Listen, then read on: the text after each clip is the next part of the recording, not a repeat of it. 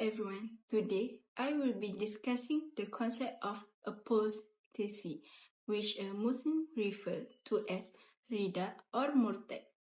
This discussion will cover both legal perspective and human rights issue.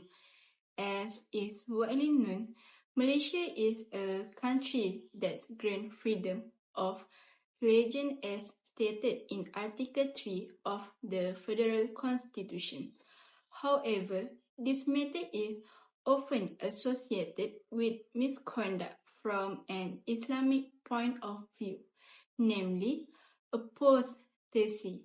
According to the Dewan Bahasa and Pustaka Dictionary, apostasy is defined as leaving Islam, whether through intentions, words, or actions. From an Islamic legal standpoint, it refers to the conversion from Islam to another religion.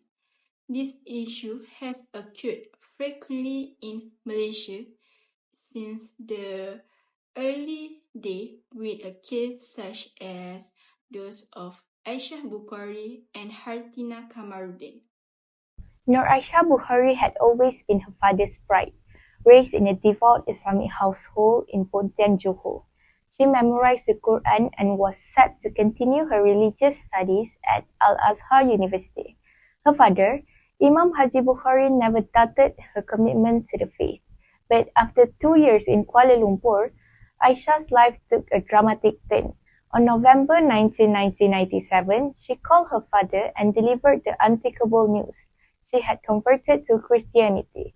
Shocked and heartbroken, Haji Bukhari couldn't comprehend what had happened to his daughter. The case quickly gained media attention. Aisha, now under the guidance of a Christian lawyer, invoked Article 11 of the Federal Constitution, asserting her right to freedom of religion.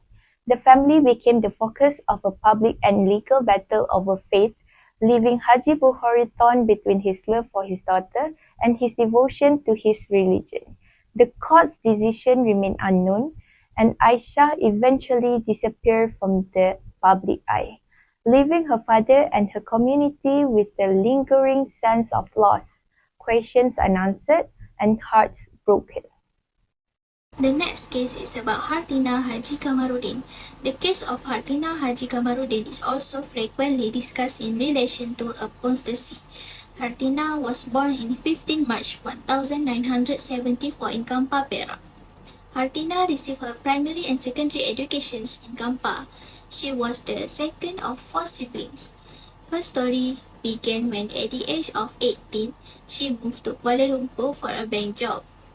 When her parents visited, they were surprised to find an Indian man whom they assumed was her boyfriend, but she was actually her husband's. Hartina later provided a sworn affidavit dated 1 September 1995, stating that she has no longer practiced Islam and had changed her name to Nibashini Rajeswaran, along with their marriage certificate dated 24 March 1996. A few days later, Hartina and her husband visited her father's shop, leading to a confrontation where Hartina's father Haji Kamarudin was beaten by Rajeswaran and his friends. Hartina reported her father to the police, resulting in Haji Kamarudin being detained for 14 days. Hartina also filed a Rm3 million lawsuits against her father and eventually moved to Australia with her husband. Hello, my name is Nomashita Mitimaza from the IHEA. Today I want to interview people about the right religious of freedom. Hi. As we all know, in Malaysia we use the Federal Constitution as the pillar of law and government. According to Article 3, the Federal Constitution states that Islam is the official religion of the Federation, but other religions are free to practice. My question is, what do you think about people who convert to another religion? From an Islamic point of view, it's indeed wrong and a great sin. While from the Federal Constitution view, it is a constitution enacted by the government to ensure the harmony of other races and religions in Asia. And it doesn't mean people who are indeed a Muslim can choose to leave Islam whenever they want with the existence of the federal constitution. As Muslims, we are obliged to maintain the purity of our religion, which is Islam. Back to Aisha and Hatina's case, there is no specific written or codified law providing for the apostasy application of such principle. Malaysia does not adopt hudud law in Malaysia. That's why people like them can escape the punishment because the punishment is not severe. I hope that the punishment that is carried out to those who apostatize will be tightened, so this matter will be taken seriously by all the Muslims. Thank you.